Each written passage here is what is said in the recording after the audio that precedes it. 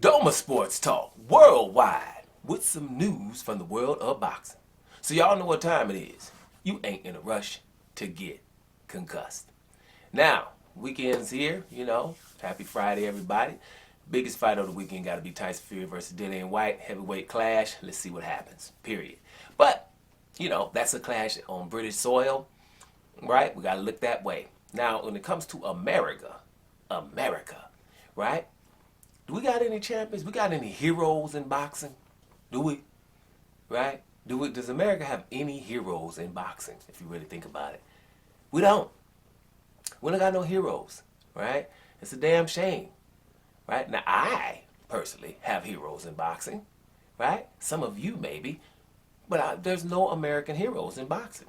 Now, the problem with that is because we don't have no white American champions, right? We got Joe Smith in that lightweight division. He got that championship, and we had Caleb Plant, who had a super middleweight title, I think IBF version, right? But he's not the champion anymore. But that's it, And that's a problem because America ain't trying to make a hero from his brother, right? Those Negro League fighters I talk about, and that's where the problem is. We don't have any heroes.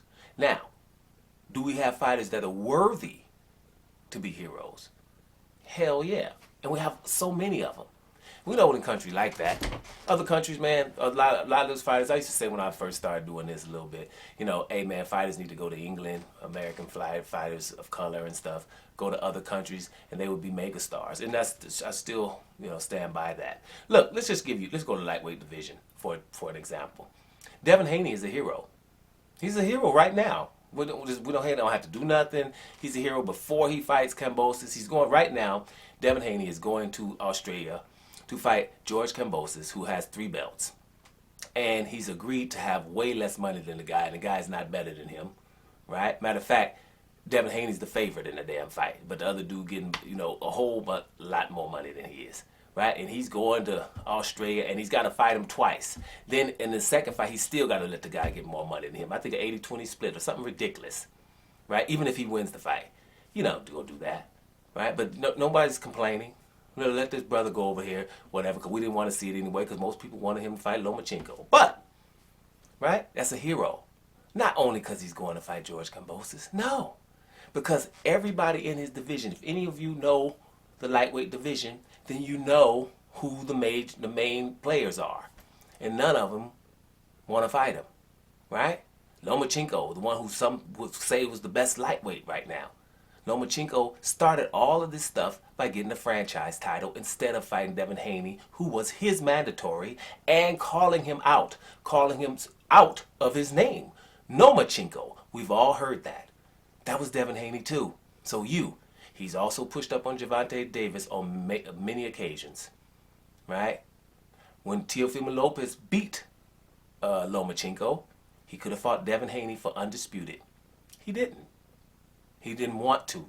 Never. He said one time, 10 million to Eddie Hearn one time. 10 million, to fight Devin Haney. He didn't want to go get undisputed. He start calling himself undisputed, knowing he got that new belt that Lomachenko had just got called the franchise title, which people are starting to just name. Like it's just nothing, right? So he just did that. He didn't want to do that. So he wanted to fight George Kambosos, and he wanted to fight him in Australia. He said in front of 60,000 people. That's why I'm not going to fight Devin Haney, because I want to go to Australia and fight in front of 60,000 people. He never wanted to do that in the first place, right? He ended up fighting George Kambosos, who he thought was an easy touch, and lost. George Kambosos was saying before the Teofimo Lopez fight, what was he saying, y'all? I want Devin Haney. We want to make sure to find out who really is undisputed. After he beat Teofimo Lopez, whole different thing. They tried to fight Lomachenko like I told you they would, and they were going to let Lomachenko win. They hoped that he would win, and they were never going to look back, and they were going to call him undisputed. I say that every time I get there. Now, that's not only those. We're talking about Jojo Diaz. Bad boy. Just moved up from 130 to 135. Bad. Jojo Diaz. When he had his interim fight against Javier Fortuna, that fight was to fight Devin Haney for the title. Jojo Diaz started wanting to fight Ryan Garcia instead. Ryan Garcia ain't got no damn title. What the hell are you trying to fight him for? Right? Speaking of Ryan Garcia is Devin Haney's mandatory. Probably not anymore, but he was his mandatory and started calling everybody else out instead of Devin Haney. Like mandatories that don't want the championship. Those are all the major players. He has pushed up on every single major player, which means he's a hero to me and to probably you, right?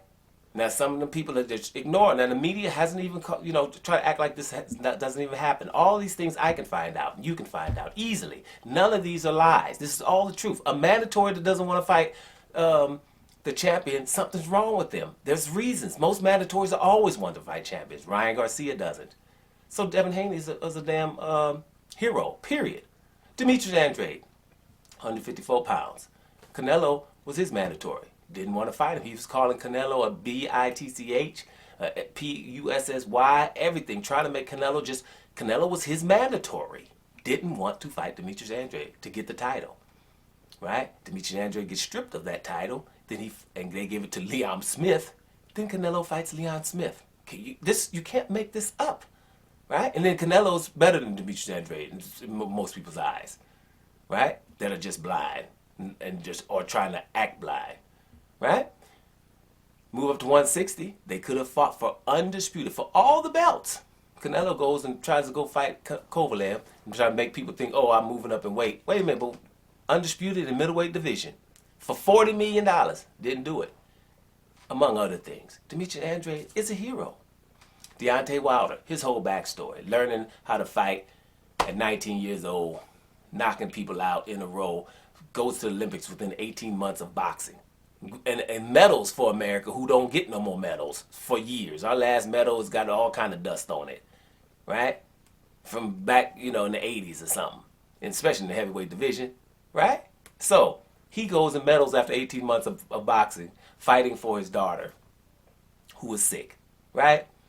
Comes, beat up everybody, knocks people out, skinnier than everybody, wild, still learning on the job, but knocking people out, giving people convulsions like a Sergei Liakovich, right? And everybody, well, that's easy. Well, I ain't seen nobody else give Liakovich no convulsions.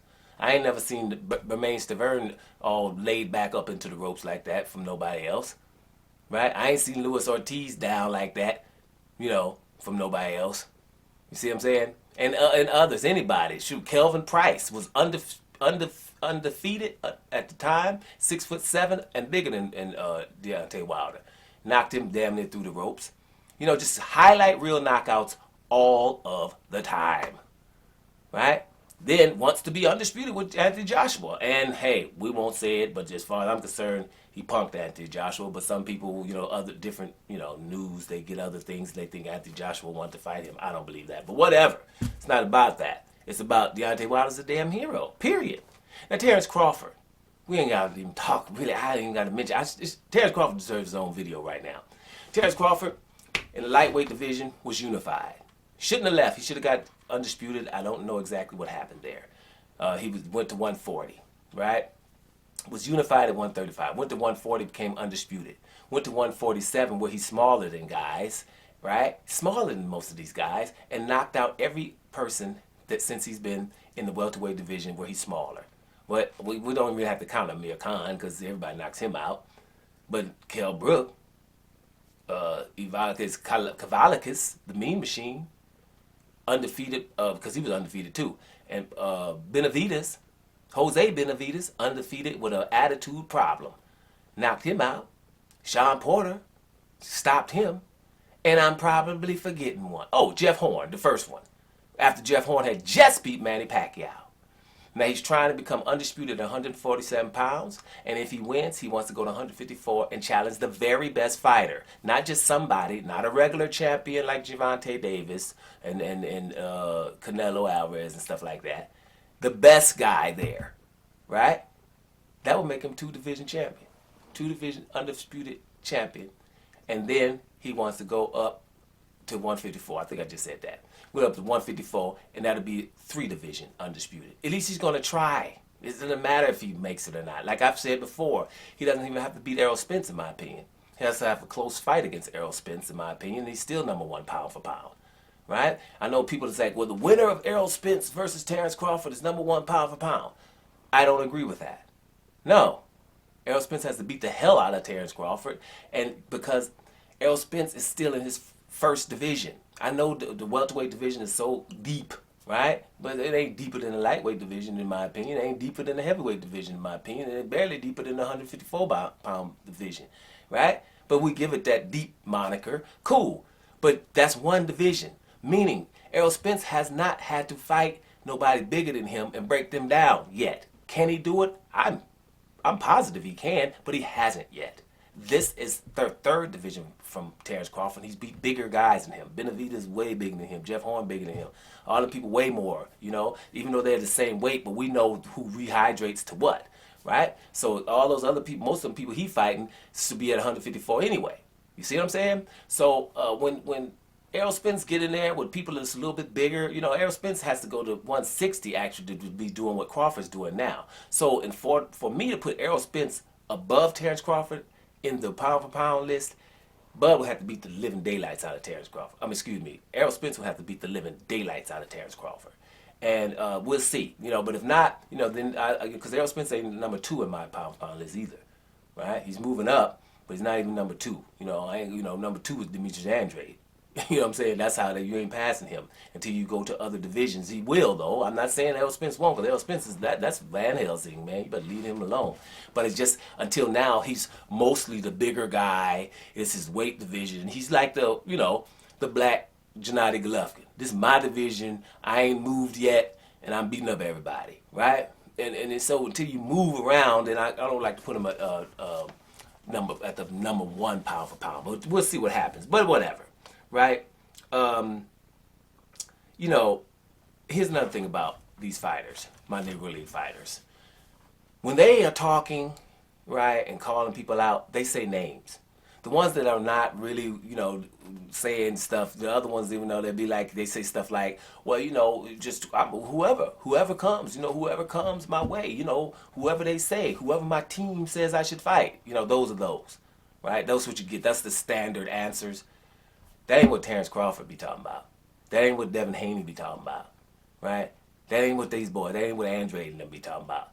The damn names is who's supposed to be something, right? If you talking to Demetrius Andrade, he'll say names, Canelo, Gennady Golovkin, where y'all at, right? Terence Crawford, these, you know, Terence Crawford running behind Spence? Who does that?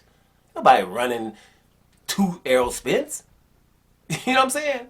That's only Terence Crawford doing that, calling him Errol Spence, and got the nerve to say, and then I will beat your boy at 154 pounds, Jermell Charlo?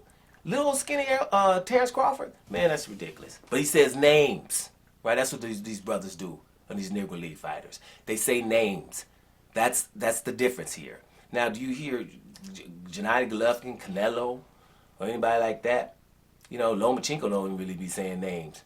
Teofimo Lopez ain't going to say too many names neither. Ryan Garcia, we see now, Ryan Garcia and Jaime Munguia won't fight. They are the mandatories for good fighters. Devin Haney and Demetrius Andrade and Jamal Charlo, respectively. And they won't even fight, even though they're the mandatory, won't even call out the champion. What mandatories, other than Ryan Garcia and Jaime Munguia, don't want to fight their champions? The only one I can think of is Canelo, who didn't want to fight Demetrius Andrade at 154. Is there any other mandatories that don't want to fight the champion? Because like I said before, mandatories work their way up, and when they get close to get their title shot, they're not giving it up unless somebody give them some step-aside money, right? But these guys won't fight the champions and are telling their promotion companies, managers, everybody else, we ain't fighting them, and the media won't say nothing about it. So, to answer your question, America do got some heroes. You just got to look at them. That's all it is. We have a lot of heroes. The media's trying to act like we don't. America has good fighters. Yes, we have. We don't have to look to foreign countries for fighters. We have them here. All we have to do is glorify them and pay attention to what they're doing, because these boys is bad. Doma Sports Talk Worldwide. And I'm up out of here, y'all.